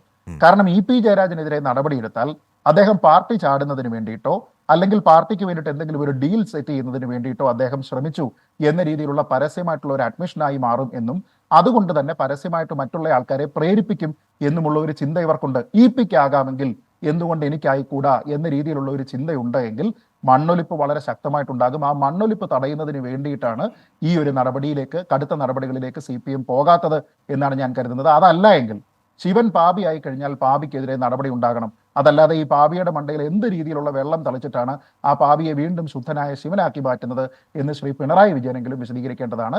അത് വെറുതെ പോളിറ്റ് ബ്യൂറോയിലോ അടച്ചുമുറിയിലോ ഇരുന്നല്ല, നേരെ മറിച്ച് ഇവിടെയുള്ള പാർട്ടിക്കാരോടും മാധ്യമങ്ങളോടുമാണ് അദ്ദേഹം വിശദീകരിക്കേണ്ടതെന്നാണ് ഞാൻ വിശ്വസിക്കുന്നത്. ഇവിടെ ആ ഒരു ഡീൽ അതിന് EP ജയരാജനെ CPM-ൽ ക്ഷണിക്കാൻ പോയ ഡീലാണെങ്കിലും അതല്ല കേസ് മുക്കിക്കൊണ്ട് ഏതെങ്കിലും സീറ്റ് ഉണ്ടാക്കാൻ പോയ ഡീലാണെങ്കിലും എന്താണെങ്കിലും രണ്ട് EP ജയരാജന്റെ ഭാഗത്ത് മാത്രമല്ല, അത് ജാവദേക്കറിന്റെ ഭാഗത്തും BJP-യുടെ ഭാഗത്തും പിഴവുണ്ടെന്ന് വിശ്വസിക്കുന്ന ആളാണ് ഞാൻ. കാര്യം എന്താണ്, ഇനിയിപ്പോൾ പ്രകാശ് ജാവദേക്കർ ഏത് വിധത്തിലും പാർട്ടി വളർത്താൻ BJP നിയുക്തമാക്കിയതാണെങ്കിലും ചാക്കുമായി അങ്ങോട്ടേക്ക് ഓരോരോ നേതാക്കളിലേക്ക് പോവൽ അത്ര നല്ല രാഷ്ട്രീയ വഴിയാണെന്ന് ഞാൻ കരുതുന്നില്ല. CNM BS. പക്ഷേ ഇവിടെ പ്രശ്നം എന്താണ്, ഇവിടെ ഇന്ന് ശോഭാ സുരേന്ദ്രൻ വാർത്താ സമ്മേളനം നടന്നു. ശോഭാ സുരേന്ദ്രൻ പറയുകയാണ് അവിടെ രാമനിലയത്തിൽ ഏത് സമയം എത്ര തവണ വന്നു, അവിടെ പോയപ്പോൾ നന്ദകുമാർ അവിടെ പോയി ശോഭയുടെ പേരിൽ റൂം എടുത്തു, അതിനകത്ത് ഇരുന്നു, അരമണിക്കൂറായിട്ടും EP-യെ കാണുന്നില്ല. നന്ദകുമാറിനോട് വിളിക്കാൻ പറഞ്ഞു. നന്ദകുമാർ പറഞ്ഞു നന്ദകുമാർ വിളിച്ചു, EP പറഞ്ഞു എൻ്റെ കൂടെ മന്ത്രി രാധാകൃഷ്ണനുണ്ട്, രാധാകൃഷ്ണൻ പോയാലേ എനിക്ക് വരാൻ കഴിയുള്ളൂ എന്ന് പറയുന്നു. ശോഭ പുറത്തിറങ്ങി നോക്കുന്നു, അപ്പോൾ നോക്കി രാധാകൃഷ്ണനുണ്ട്, രാധാകൃഷ്ണനോട് നമസ്കാരം പറഞ്ഞ് തിരികെ റൂമിൽ വന്നിരിക്കുന്നു. അതിനുശേഷം EP വരുന്നു എന്ന് പറഞ്ഞ് എത്ര സമയം ഏതൊക്കെ ഇടങ്ങളിൽ എവിടെയൊക്കെ എന്ന് പറഞ്ഞാൽ ഇപ്പോൾ രാമനിലയത്തിൽ CCTV ഉള്ളതാണ്, അവിടെ രജിസ്റ്റർ അടക്കം ഉള്ളതാണ് എന്നൊക്കെ ആധികാരികമായി പറയുമ്പോൾ ഇന്നത്തെ MP ഗോവിന്ദൻ്റെ വാർത്താ സമ്മേളനം കൊണ്ട് പ്രശ്നങ്ങളൊക്കെ സോൾവായി എന്ന് പറയാൻ കഴിയുമോ CNM വ്യൂവേഴ്സ്?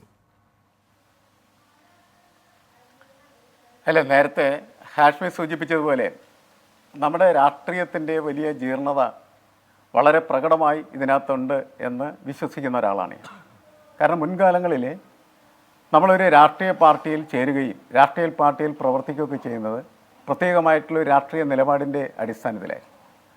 എന്നാൽ ഇന്നത് മാറി ഒരു രാഷ്ട്രീയ പാർട്ടിയിൽ നിന്ന് മറ്റൊരു രാഷ്ട്രീയ പാർട്ടിയിലേക്ക് പോകുന്നതിന് ഉള്ള സാധ്യതകൾ അന്വേഷിക്കുകയും ആ സാധ്യതകൾ കച്ചവടമായി മാറുകയും അങ്ങനെ രാഷ്ട്രീയം തന്നെ പൊതുവെ വലിയ തരത്തിലുള്ള ഒരു കച്ചവടമായി മാറിത്തീരുകയും ചെയ്യുന്ന അന്തരീക്ഷത്തിലാണ് യഥാർത്ഥത്തിൽ നമ്മൾ ഈ ചർച്ചയ്ക്ക് ഇരിക്കുന്നത്.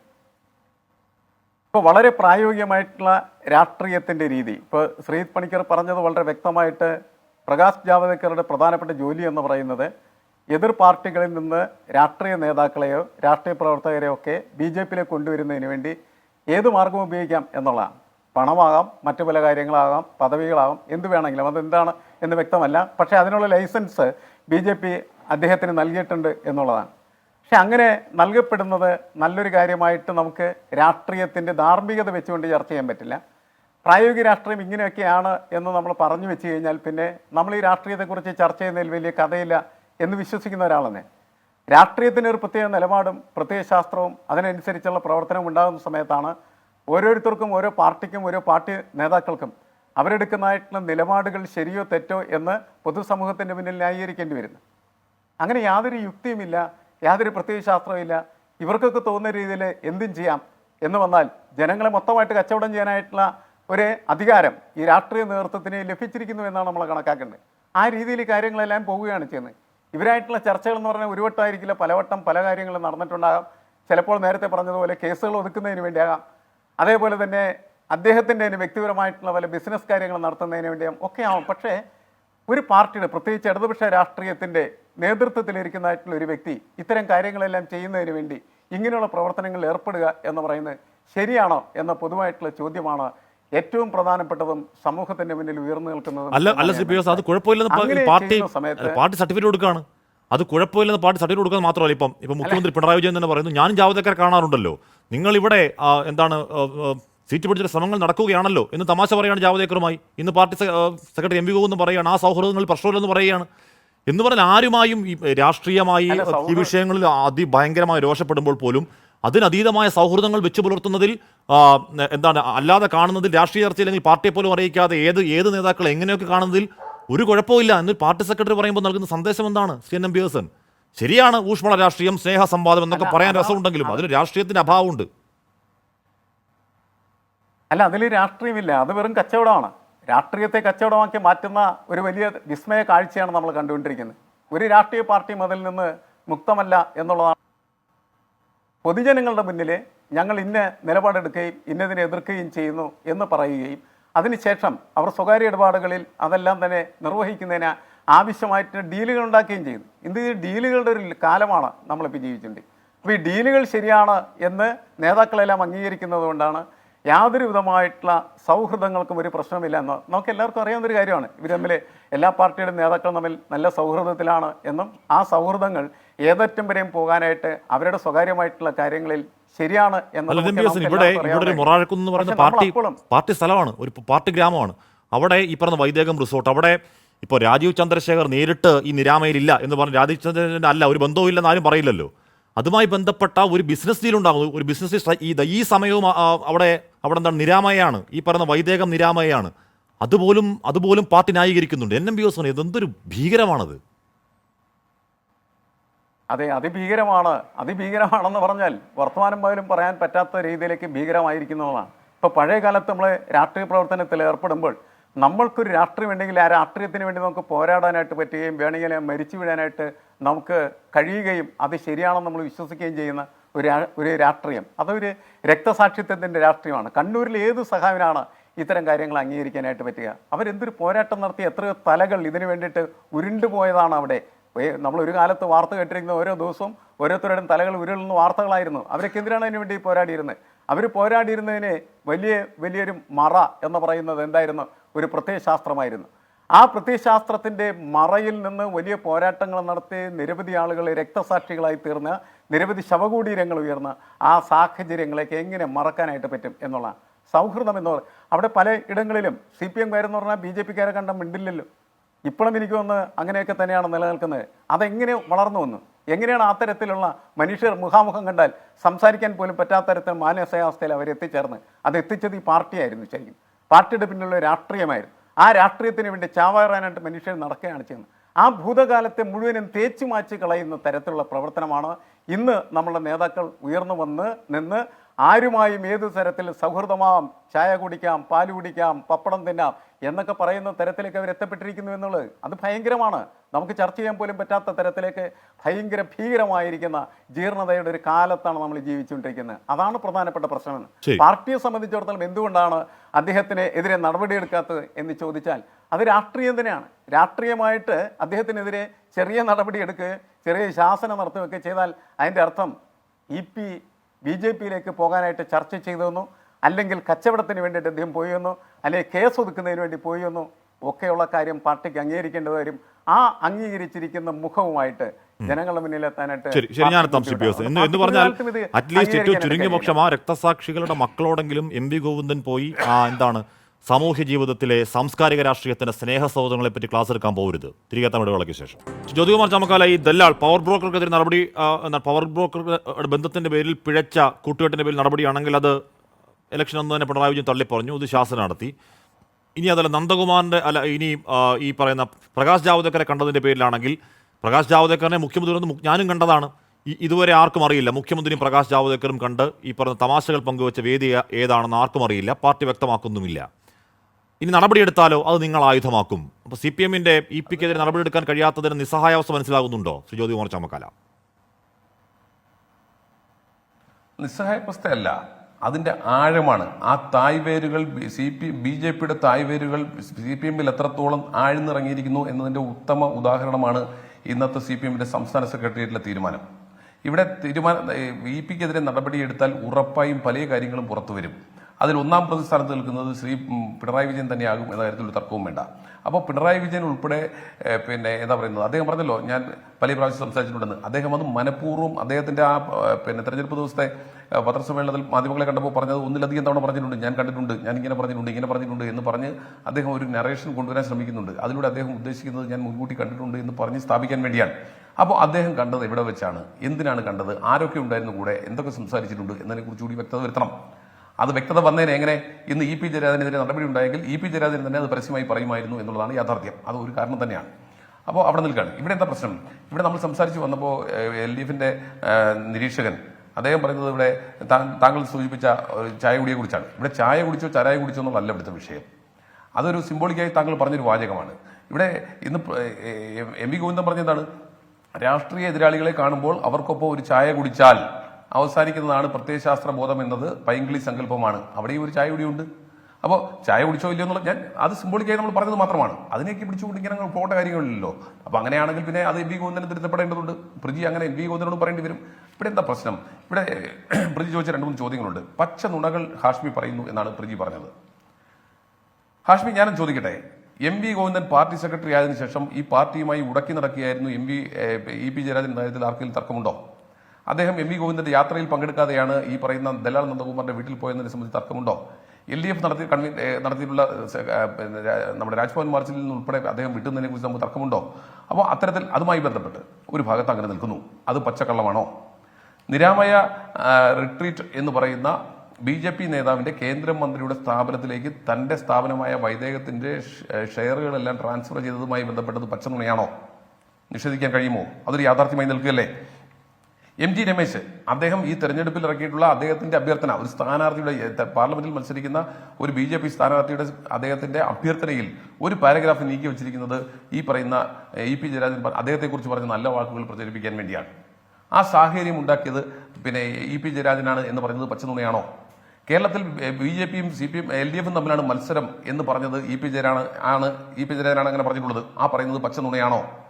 ഇനി ജാവേദ്കറുമായി കൂടിക്കാഴ്ച നടത്തിയതുമായി ബന്ധപ്പെട്ട് അദ്ദേഹം ഇതുവരെ ഇപ്പൊ പറഞ്ഞല്ലോ, ഇത് ബാക്കിയൊക്കെ പോട്ടെ, LDF-ന്റെ കൺവീനറെ വീട്ടിൽ ചെന്ന് സന്ദർശിച്ചതിനെ സംബന്ധിച്ച് LDF കൺവീനർ ഒന്നുകിൽ മുഖ്യമന്ത്രിയോട് അല്ലെങ്കിൽ പാർട്ടി സെക്രട്ടറിയോട് ഇങ്ങനെ അവൻ വന്നിട്ടുണ്ടേ, തട്ടിപ്പുമായിട്ട് വന്നിട്ടുണ്ടേ, പിന്നെ മറ്റേ തട്ടിപ്പുകാരനും കൂടെ ഉണ്ടായിരുന്നേ എന്ന് പറഞ്ഞിട്ടുണ്ടോ?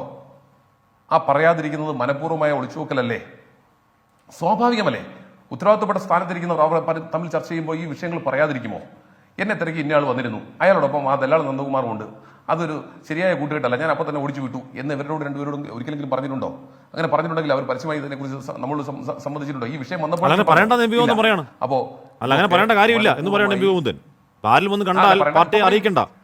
അതിന് മോഹൻ ഭഗവത് ആണെങ്കിലും പ്രവീൺ തൊഗാടി ആണെങ്കിലും ബാബു ബജറംഗി ആണെങ്കിലും വന്ന് കണ്ടാ പറയണ്ട. അല്ല, EP ജയരാജന് ഇതിനെല്ലാം എക്സംഷൻ ഉണ്ടെന്നേ.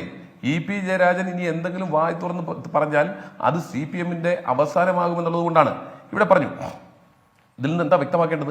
ഇതിൽ നിന്ന് നമുക്ക് വ്യക്തമാകുന്നത് CPM-ഉം BJP-യും തമ്മിൽ അതിർവരമ്പുകൾ ഇനി ഇല്ല എന്നാണ് ഇന്ന് MV ഗോവിന്ദൻ പറഞ്ഞിരിക്കുന്നതിന്റെ രത്ന ചുരുക്കം.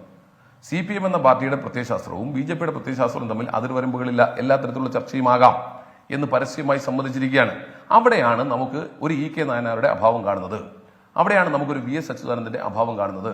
ഇനി പിന്നെ നമ്മുടെ ശ്രീജിത് പണിക്കർ പറഞ്ഞു 2 കാര്യങ്ങൾ കൂടി പറഞ്ഞ് അവസാനിപ്പിക്കാം. അദ്ദേഹം പറഞ്ഞു പാപിയും ശിവനെ സംബന്ധിച്ചൊക്കെ പറഞ്ഞു. ശരിയാണ്, ശിവൻ ഭാവിയാകുന്നതിനെ കുറിച്ചൊക്കെ പറഞ്ഞു. അവിടെ അങ്ങനെ പറയുമ്പോൾ മുഖ്യമന്ത്രി ആദ്യം പറയേണ്ടത് ശിവശങ്കറുമായിട്ടുള്ള ബന്ധത്തിൽ ആരായിരുന്നു ശിവൻ, ആരായിരുന്നു പാപി, ഏത് ശിവനാണ് പാപിയായി മാറിയത് എന്ന് മുഖ്യമന്ത്രി പറയണ്ടേ?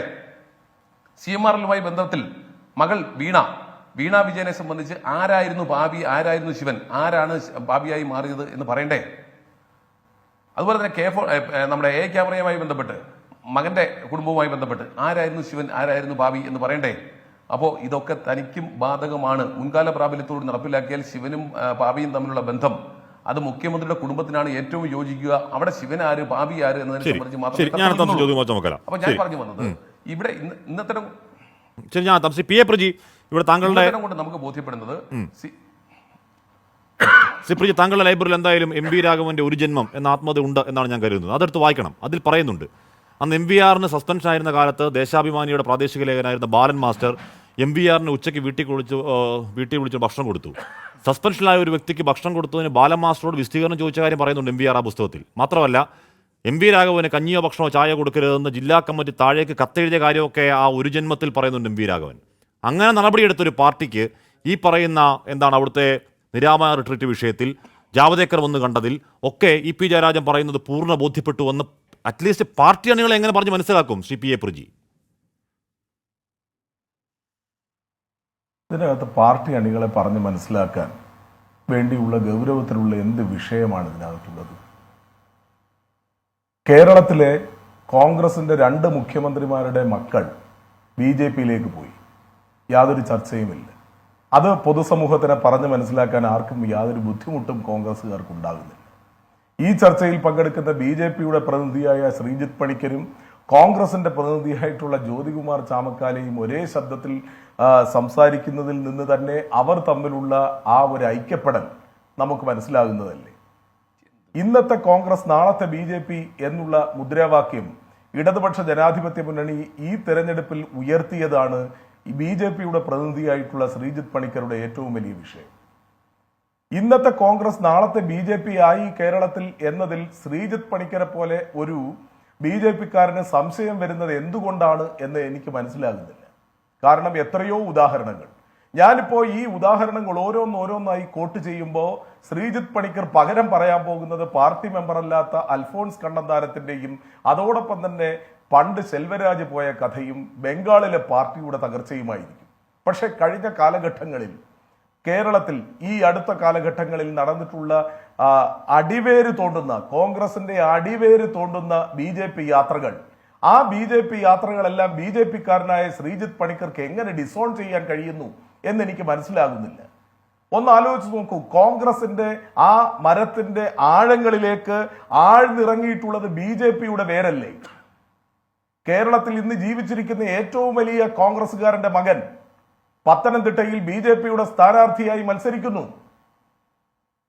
കോൺഗ്രസുകാർ ലീഡർ എന്ന് വാനോളം പുകഴ്ത്തുന്ന K. കരുണാകരന്റെ ശവകുടീരത്തിൽ കോൺഗ്രസുകാർക്ക് കേരളത്തിൽ കയറാൻ കഴിയാത്ത അവസ്ഥ ഉണ്ടായിരിക്കുന്നു. ഇന്ന് ഇൻഡോറിലെ കോൺഗ്രസിന്റെ സ്ഥാനാർത്ഥി അഖിലേന്ത്യാ അടിസ്ഥാനത്തിൽ പരിശോധിക്കുമ്പോൾ, ശരിയാണ്, അഖിലേന്ത്യാ അടിസ്ഥാനത്തിൽ പരിശോധിക്കുമ്പോൾ CPM ഇല്ല, അത് ഞാൻ സമ്മതിച്ചു. കേരളത്തിലേ ഉള്ളൂ, അത് അങ്ങനെ തന്നെ ഇരിക്കട്ടെ. പക്ഷേ ഏറ്റവും വലിയ പാർട്ടി എന്ന് പറയുന്ന കോൺഗ്രസ്, ഏറ്റവും വലിയ പ്രതിപക്ഷമാകാൻ പോകുന്ന കോൺഗ്രസിന്റെ തായ്തടി അറുത്ത് താഴെയിട്ട BJP അല്ലേ ഇന്ന് ഇൻഡോറിൽ നടന്നത്? എന്താ ഇന്ന് ഇൻഡോറിലെ കോൺഗ്രസിന്റെ സ്ഥാനാർത്ഥി നോമിനേഷൻ പിൻവലിച്ചുകൊണ്ട് BJP-യിൽ ചേർന്നു. അതിന് ഒരാഴ്ച മുമ്പ് നടന്നത് എന്താ? നോമിനേഷന്റെ സ്ക്രൂട്ടണി നടന്നുകൊണ്ടിരിക്കുമ്പോ കോൺഗ്രസിന്റെ സ്ഥാനാർത്ഥി ഇതിൽ ഒപ്പിട്ടിരിക്കുന്നത് ഞാനല്ല എന്ന് പറഞ്ഞുകൊണ്ട് നോമിനേഷൻ തള്ളിക്കുന്നു. കോൺഗ്രസിന്റെ ഡമ്മി സ്ഥാനാർത്ഥിയുടെയും നോമിനേഷൻ തള്ളിപ്പിക്കുന്നു. ആ കോൺഗ്രസിന്റെ പ്രതിനിധി വന്ന് BJP-യുടെ സ്വരത്തിൽ ഇരുന്നു കൊണ്ട് പ്രത്യയശാസ്ത്രത്തിന് അടിയറ വെച്ചു. CPM പ്രത്യയശാസ്ത്രം തകർന്നു പോയി CPM-ന്റെ കേരളത്തിൽ എന്ന് പറയുന്നതിനോട് സഹതാപം പ്രകടിപ്പിക്കാൻ മാത്രമേ എനിക്ക് കഴിയുന്നുള്ളൂ. ഹാഷ്മിക്ക് രക്തസാക്ഷികളോട് അദമ്യമായ അഭിനിവേശം ഈ ചർച്ചയിൽ ഞാൻ കണ്ടു. അങ്ങനെയാണെങ്കിൽ ആദ്യം ഇന്ന് ജീവിച്ചിരിക്കുന്ന രക്തസാക്ഷിയായി കാണേണ്ട EPA അല്ലേ? ഒന്ന് ആലോചിച്ച് നോക്കൂ, എത്രയെത്ര RSS ആക്രമണങ്ങൾ നേരിട്ടിട്ടുള്ള ആളാണ് EP. ഒരു നിമിഷം കൊണ്ട് ഒരു BJP-ക്കാരൻ രാവിലെ ഓടിക്കേറി വീട്ടിൽ അടിസ്ഥാനത്തിൽ അതെല്ലാം തന്നെ തമസ്കരിച്ചുകൊണ്ട് കഴിഞ്ഞ കാലഘട്ടങ്ങളിൽ അദ്ദേഹം നടത്തിയിട്ടുള്ള രാഷ്ട്രീയ സമരങ്ങളെ വിസ്മരിച്ചുകൊണ്ട്, സംഭാവനകളെ വിസ്മരിച്ചുകൊണ്ട് ഒരു പാർട്ടി അദ്ദേഹത്തെ പുറത്താക്കണം എന്ന് പറയേണ്ടത് ഇവിടുത്തെ മാധ്യമ പ്രവർത്തകരാണോ? ഇവിടുത്തെ കോൺഗ്രസ് ആണോ?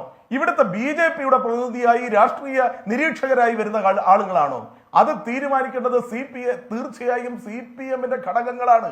CPM-ന്റെ കേരളത്തിലെ സംസ്ഥാന സെക്രട്ടേറിയറ്റ് അതിനെ സംബന്ധിച്ച് ചർച്ച ചെയ്തപ്പോ CPM-ന്റെ സംസ്ഥാന സെക്രട്ടേറിയറ്റ് വിലയിരുത്തിയത് അങ്ങനെ അദ്ദേഹം ത്തിന്റെ വീട്ടിലേക്ക് BJPയുടെ ഒരാൾ കയറി വന്നിട്ടുണ്ട് എന്നുണ്ടെങ്കിൽ, രാഷ്ട്രീയം അദ്ദേഹം സംസാരിച്ചിട്ടില്ല എന്നുണ്ടെങ്കിൽ, ഇത്രയും ദിവസം വന്നയാൾ ഞാൻ രാഷ്ട്രീയം സംസാരിക്കാനാണ് അവിടെ പോയത് എന്ന് പറഞ്ഞിട്ടില്ല എങ്കിൽ EP കൃത്യമായി സത്യസന്ധതയോടുകൂടി കേരളത്തിന്റെ പൊതുസമൂഹത്തോട് സംവദിച്ചു എന്നാണ് CPM-ന്റെ സംസ്ഥാന കമ്മിറ്റിയുടെ സെക്രട്ടേറിയറ്റ് അതിനെ സംബന്ധിച്ച് വിലയിരുത്തിയത്. ഒന്ന് ആലോചിച്ച് നോക്കൂ. EP രണ്ട് കാര്യങ്ങൾ പറഞ്ഞു. ജാവേദ്കർ വീട്ടിൽ വന്നു എന്ന് സമ്മതിച്ചതോടൊപ്പം തന്നെ ഡിസോൺ ചെയ്യപ്പെടേണ്ട ആളാണ് ശോഭാ സുരേന്ദ്രൻ.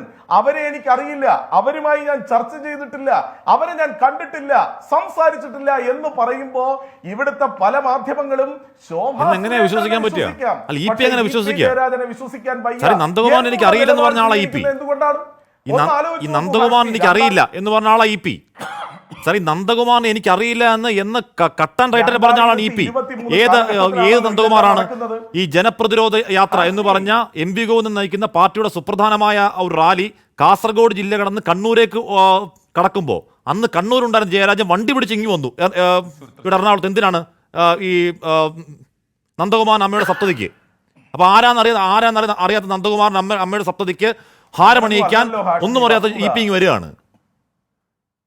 EP പറഞ്ഞ എങ്ങനെ വിശ്വസിക്കുന്നു താങ്കൾ പറയുന്നത്? അങ്ങനെയല്ലല്ലോ ഹാഷ്മി അതിന്റെ വസ്തുത. എങ്ങനെയാണ് ഇതിന്റെ വസ്തുത? ഹാഷ്മിയും ഇതേ ഫ്ലോറിൽ ഇരുന്ന് ആ ജയരാജൻ ആ യാത്ര നടക്കുന്ന MV ഗോവിന്ദന്റെ യാത്ര നടക്കുന്ന സമയത്ത് ഈ തരത്തിലൊരു പരിപാടിയിൽ പങ്കെടുക്കുന്നതിനെ സംബന്ധിച്ച് ഞാനും ഹാഷ്മിയും 3 ദിവസത്തിൽ കൂടുതൽ ഈ ഫ്ലോറിൽ ചർച്ചയിൽ ഇരുന്നിട്ടുണ്ടെന്നാണ് ഞാൻ മനസ്സിലാക്കുന്നത്. അത് അദ്ദേഹം അവിടെ വരാനിടയായ സാഹചര്യത്തെ സംബന്ധിച്ച്, അങ്ങനെ ഈ പറയുന്ന മട്ടിൽ പൊന്നാടെ അണിയിക്കാനിടയായ സാഹചര്യത്തെ സംബന്ധിച്ചൊക്കെ തന്നെ അദ്ദേഹം വിശദീകരിക്കുകയും അത് പാർട്ടി വിലയിരുത്തുകയും അത് പാർട്ടി അതിനകത്ത് കൃത്യമായ തീരുമാനങ്ങൾ എടുക്കുകയും കേരളത്തിന്റെ പൊതുസമൂഹത്തെ ബോധ്യപ്പെടുത്തുകയും ചെയ്തിട്ടുള്ള വിഷയമല്ലേ? ആ വിഷയത്തിനെ ഒക്കെ തന്നെ തമസ്കരിച്ചുകൊണ്ട്, ഒറ്റ പോയിന്റിലൂടെ പറയാൻ എന്നെ അനുവദിക്കണം, അതിനെ എല്ലാം തന്നെ തമസ്കരിച്ചുകൊണ്ട് 2023 കാലഘട്ടത്തിൽ എന്നെ BJPക്കാർ തഴയുന്നേ, എനിക്ക് തോറ്റ സീറ്റ് മാത്രമാണ് തരുന്നത്, എനിക്ക് പ്രസംഗിക്കാൻ ഒരു മൈക്ക് പോലും തരുന്നില്ലേ എന്ന് പറഞ്ഞുകൊണ്ട് കേരളത്തിലെ എല്ലാ ചാനലുകളിലും ഓടി നടന്ന് കണ്ണീരും കയ്യുമായി നടന്ന ശോഭാ സുരേന്ദ്രൻ വേണമോ സഖാവ് EP ജയരാജന് BJPയിലേക്ക് പോകാൻ?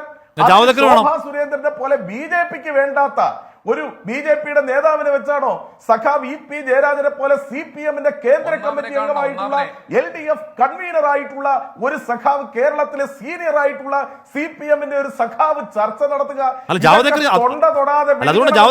അന്ധമായ CPM ഇടതുപക്ഷ വിരോധവും ഉണ്ടെങ്കിൽ കഴിയത്തുള്ളൂ ഹാഷ്മി. ശരി, ഓക്കെ, താങ്കൾ പറയൂ. ശ്രീത് പണിക്കർ, ഇതൊക്കെ പറയുമ്പോഴും ഇപ്പൊ അവിടെ എന്താണ്, അവിടെ MV ഗോവിന്ദൻ ആദ്യമായി നയിക്കുന്ന യാത്രയിൽ അല്ലെങ്കിൽ ഗവർണർക്കെതിരെ നടക്കുന്ന പ്രതിഷേധത്തിൽ ഒന്നും പങ്കെടുക്കാൻ സമയമില്ലാത്ത അല്ലെങ്കിൽ ആരോഗ്യ പ്രശ്നമുള്ള EP കണ്ണൂരിൽ നിന്ന് ട്രെയിൻ പിടിച്ച് ഇവിടെ വന്ന് നന്ദകുമാർ അമ്മയ്ക്ക് ഹാരമണിയിക്കുന്നതിൽ പാർട്ടിക്ക് വിശ്വാസമായെങ്കിലും ജനത്തിനൊന്നും വിശ്വാസമായിട്ടില്ല കേട്ടോ. എന്നിട്ടും EP നന്ദകുമാർ എനിക്ക് അറിയില്ല എന്ന് പറഞ്ഞു.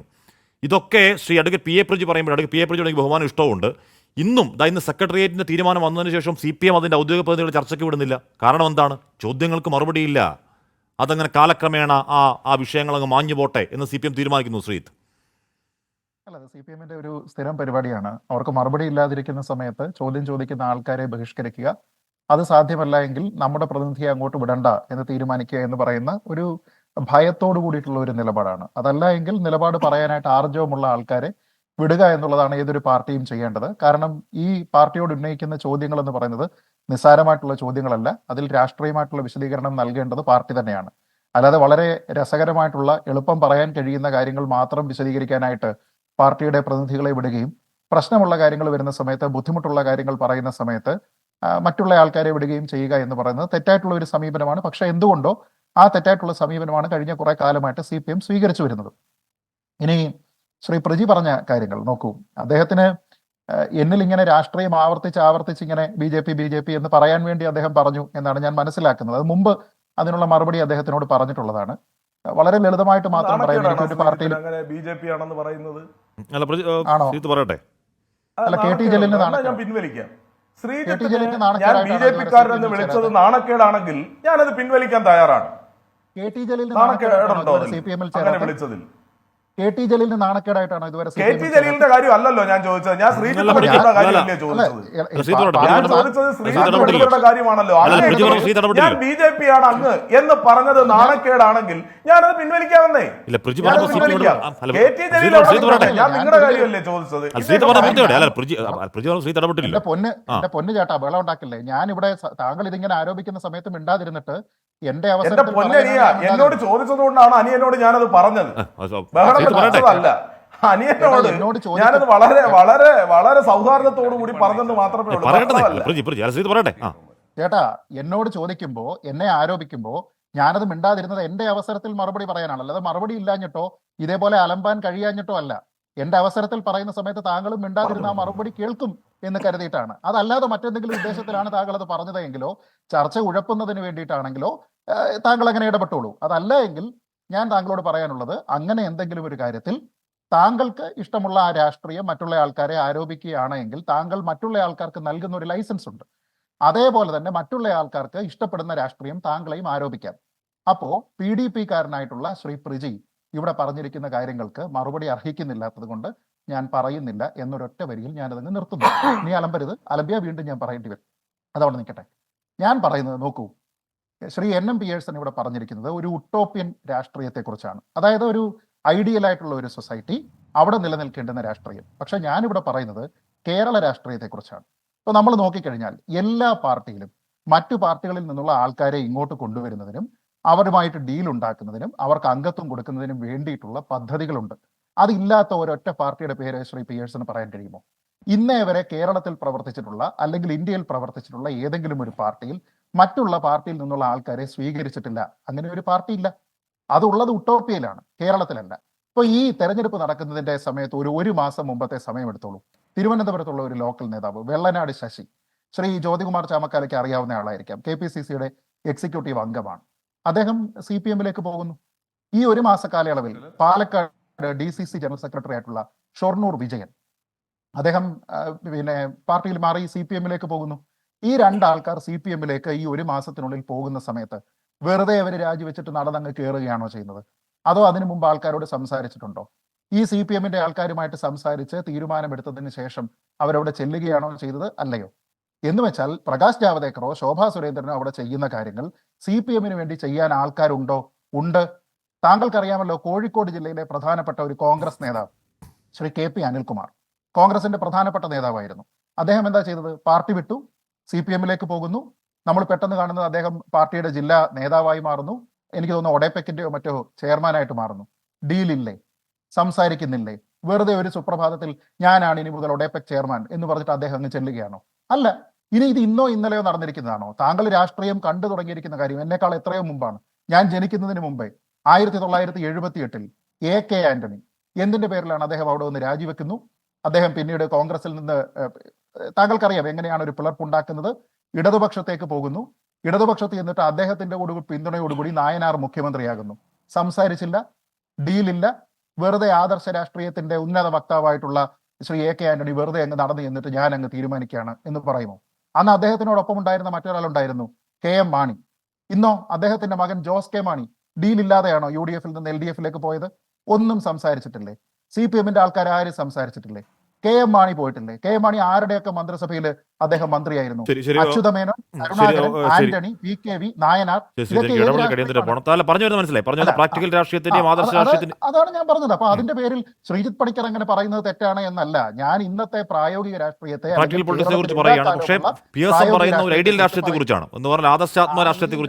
അങ്ങനെ പറയാനും കഴിയും. ഞാൻ പിയേഴ്സണിലേക്കാണ് ചിഹ്നം പിയേഴ്സൺ. നമ്മൾ ഈ ആദർശ രാഷ്ട്രീയത്തെ പറ്റി ഇപ്പോൾ ഒന്ന് താങ്കൾ പറയുന്നതോട് ഞാൻ ഹൃദയം കൊണ്ട് 100% യോജിക്കുന്നുണ്ട്.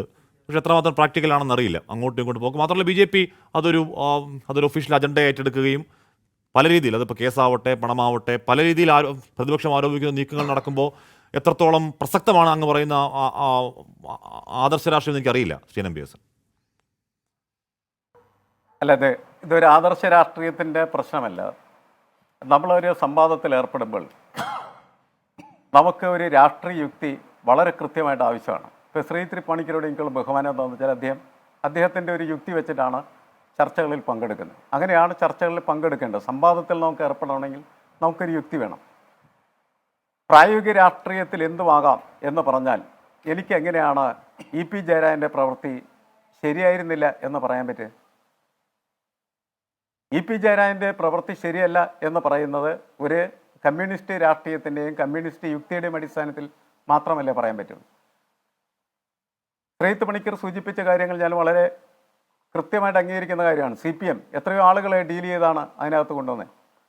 എത്ര ശക്തമായിട്ടാണ് ഇടതുപക്ഷ രാഷ്ട്രീയത്തിൻ്റെ ഭാഗത്ത് നിൽക്കുന്ന ആളുകളെ എതിർത്ത് പ്രൊഫസർ KV തോമസ്, അദ്ദേഹം പറയാത്തൊരു പേര് ഞാൻ പറഞ്ഞു മാത്രമല്ല. എന്തിനാണ് അദ്ദേഹത്തെ CPM ചുമക്കുന്നത് എന്ന് ചോദിക്കാത്ത ഏതെങ്കിലും ഇടതുപക്ഷ രാഷ്ട്രീയ പ്രവർത്തകരുണ്ടോ കേരളത്തിൽ? ഇല്ല എന്നാണ് എനിക്ക് തോന്നുന്നത്. അപ്പോൾ അതെല്ലാം ഡീലുകൾ തന്നെയാണ്. അത്തരം ഡീലുകൾ, നെറിവുകേടുകൾ ചെയ്യുന്ന ഒരു പാർട്ടിക്ക് സ്വാഭാവികമായിട്ടും അത് മറ്റൊരു പാർട്ടി ചെയ്യുമ്പോൾ അതിനെ എതിർക്കാൻ കഴിയില്ല. BJP ചാക്കുമായിട്ടും കാശുമായിട്ടും മറ്റു പലതരത്തിലുള്ള പ്രലോഭനങ്ങളുമായിട്ട് വഴികൾ നടന്ന് എല്ലാ ആളുകളും ചാക്കിൽ കയറ്റാൻ നടക്കുമ്പോൾ ഈ ജാവദേക്കറെ സംബന്ധിച്ചിടത്തോളം, പ്രകാശ് ജാവദേക്കറെ സംബന്ധിച്ചിടത്തോളം അദ്ദേഹം ചെയ്യുന്ന പ്രവൃത്തി ശരിയാണെന്ന് എനിക്കെങ്ങനെ പറയാൻ പറ്റും? എനിക്കത് വളരെ മോശമായിട്ട് തോന്നുന്ന ഒരാളാണ്. ഇ പി ജയരാജൻ മാത്രമല്ല, പത്മജ വേണുഗോപാൽ മാത്രമല്ല, AK ആൻ്റണിയുടെ മകൻ അനിൽ ആൻ്റണി മാത്രമല്ല, അവരെയൊക്കെ ചാക്കിലിറക്കാൻ നടക്കുന്നതായിട്ടുള്ള രാഷ്ട്രീയ നേതാക്കൾ പോലും വൃത്തികെട്ടവരാണെന്ന് എനിക്ക് വിശ്വസിക്കാനായിട്ട് കഴിയും. ഞാനതുകൊണ്ട് ഇത്തരത്തിലുള്ള പ്രവർത്തനത്തെ അതിശക്തമായിട്ട് എതിർക്കുന്ന ഒരാളാണ്. അത് രാഷ്ട്രീയ ആദർശത്തിൻ്റെയോ അല്ലെങ്കിൽ വലിയ തരത്തിലുള്ള ഉട്ടോപ്യൻ കൺസെപ്റ്റിൻ്റെ അടിസ്ഥാനത്തിലുള്ളതല്ല. നമ്മൾ മനുഷ്യനായിട്ട് ജീവിക്കുമ്പോൾ നമ്മൾ മനുഷ്യൻ എന്ന നിലയ്ക്ക് മുന്നോട്ട് വെക്കുന്നതായിട്ടുള്ള യുക്തിയുടെ അടിസ്ഥാനത്തിലാണ്. തെറ്റാണ് എന്ന് പറയണമെങ്കിൽ സമയം പൂർണ്ണമായി കഴിഞ്ഞു പോകാൻ കഴിയും. ക്ഷമിക്കണം, എന്റെ സമയം പൂർണ്ണമായി കഴിഞ്ഞുകൊണ്ടാണ്. പക്ഷേ അങ്ങനെ പറയുമ്പോൾ പഴഞ്ചൻ രാഷ്ട്രീയത്തിന്റെ വക്താവ് എന്ന് മുദ്രയടിക്കും. ഇതിപ്പോ ഊഷ്മള രാഷ്ട്രീയത്തിന്റെ കാലമാണ് ശ്രീ NMBSN. അപ്പോൾ ഊഷ്മള രാഷ്ട്രീയം നീണാൾ വാഴട്ടെ. എനിക്ക് സമയമില്ല, ശ്രീ എനിക്ക് വരാൻ സമയമില്ല, എന്റെ സമയം പൂർണ്ണമായി നമ്മൾ 2 മിനിറ്റ് തള്ളി. അതുകൊണ്ടാണ് ഊഷ്മള രാഷ്ട്രീയം, സൗഹൃദ രാഷ്ട്രീയം, സ്നേഹരാഷ്ട്രീയം രാഷ്ട്രീയാതീതമായി അങ്ങനെ പൂത്തുവിടരട്ടെ. എൻകൗണ്ടർ പൂർണ്ണമാവുന്നു. ഇനി വാർത്താമ്പഴയാണ് സുജയകുമാർ ചേരും. നമസ്കാരം. You are watching 24 from News Headquarters, Kochi.